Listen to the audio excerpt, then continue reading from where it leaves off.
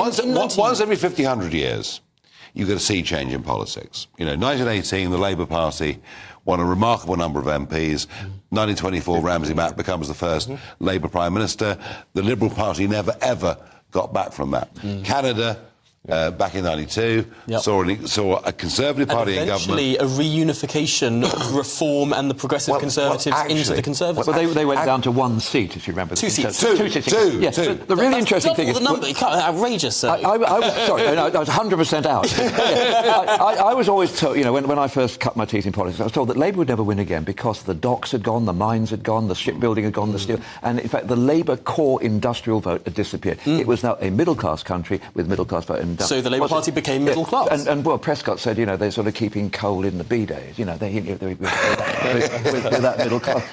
And so the point was we had to actually create a new constituency. And that's a situation Nigel has put his finger absolutely on it. Where is that constituency? At the moment, it's in the sort of rural hinterlands of Suffolk.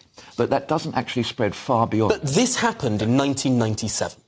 People wrote endless opinion columns that the Conservative Party was doomed, was over, would never rise again, especially after 2001, when the Conservative Party, after 4 years of the Labour Party in power, added one extra seat to their total. Or Castle Point?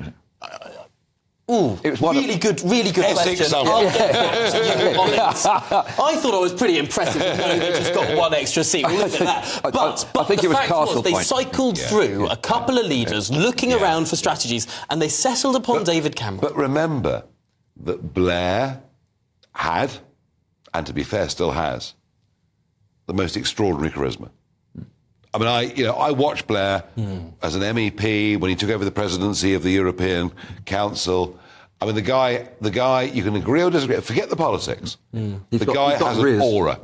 He's in that pantheon with Thatcher. He can speak. And Bill Clinton. He doesn't need notes. He knows what he wants to talk about. He gets it. Blair was an astonishing figure. And I didn't like much of what he did, but he's an astonishing figure. And Starmer's not, which is the really interesting part of all of this. And that's why potentially, despite the first past the post system, British politics is more open to change than it's ever been. We've got a Conservative Party that is seen by half of its 2019 voters as having betrayed what it promised. And then literally, in the bread wall, it's betrayal. On the immigration stuff and everything else, they are furious. A Labour Party led by a man who professionally is very competent and very clever and very decent and honest, but has got no charisma at all. Honest? You turning on every leadership election pledge? Honest? What I mean is he's not a liar. He's a flip-flopper. That's a very different... what's the distinction between being a flip-flopper and being a liar? Well, because you say one thing at one moment you believe in and then you change it. One's a pragmatist. One changes their mind a lot and the other just lies. That is not a liar. Boris got labelled as a liar. No one says that Starmer's a liar. They say that he's a flip-flopper. I've never seen, we'll see what the other boys think of this, but I've never seen two more uninspiring leaders in personality terms in my life. And that's where the gap is. You see that in the polling. I mean, Starmer's ratings are low.